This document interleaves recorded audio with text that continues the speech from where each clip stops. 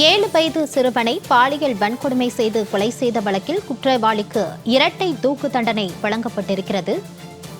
7 வயது சிறுவனை பாலியல் வன்கொடுமை செய்து கொலை செய்த வழக்கில் குற்றவாளிக்கு இரட்டை தூக்கு தண்டனை விதிக்கப்பட்டிருக்கிறது. தருமபுரியில் 7 வயது சிறுவனை பாலியல் வன்கொடுமை செய்து கொலை செய்த வழக்கில் குற்றவாளிக்கு இரட்டை தூக்கு தண்டனை விதித்து தீர்ப்பளிக்கப்பட்டிருக்கிறது. அண்மைச் செய்தியாக பார்க்கிறோம். பாலியல் குற்றவாளிக்கு இரட்டை தூக்கு தண்டனை விதித்து தருமபுரி போக்சோ நீதிமன்றம் பரபரப்பு தீர்ப்பை வழங்கியிருக்கிறது. 7 வயது சிறுவனை பாலியல் குற்றவாளிக்கு இரட்டை தூக்கு தண்டனை விதித்து தருமபுரி போக்சோ நீதிமன்றம் பரபரப்பு தீர்ப்பை வழங்கியிருக்கிறது. கூடுதல் விவரங்களோடு இணைக்கிறார் செய்தியாளர் நந்தகுமார். வணக்கம் நந்தகுமார், இந்த உத்தரவு தொடர்பான விவரம். வணக்கம் மாணவி.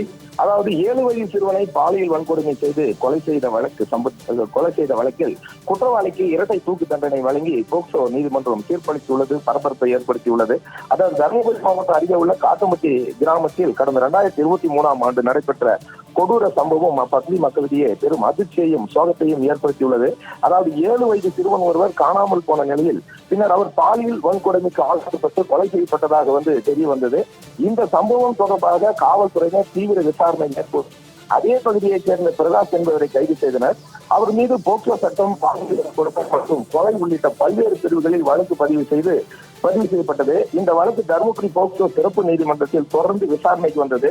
அரசு தரப்பில் சாட்சிகள் மற்றும் ஆவணங்கள் தாக்கல் செய்யப்பட்ட நிலையில் குற்றம் சாட்டுகள் நிரூபிக்கப்பட்டதாக நீதிமன்றம் தெரிவித்தது. இந்த நிலையில் இன்று வழக்கின் இறுதி தீர்ப்பை வழங்கிய சிறப்பு நீதிமன்ற நீதிபதி அசீம் பானு குற்றவாளி பிரகாஷுக்கு பாலியல் வன்கொடுமை மற்றும் கொலை குற்றங்களுக்கு 2 தனித்தனி தூக்கு தண்டனைகளையும் மேலும் 10 ஆண்டுகள் கடுங்காவல் தண்டனையும் விதித்து உத்தரவிட்டார். இந்த தீர்ப்பு வெளியானதும் நீதிமன்ற வளாகத்தில் பரபரப்பான சூழ்நிலை நிலவியது. பாதிக்கப்பட்ட சிறுவனின் குடும்பத்தினர் மற்றும் பொதுமக்கள் இந்த தீர்ப்பை வரவேற்றனர்.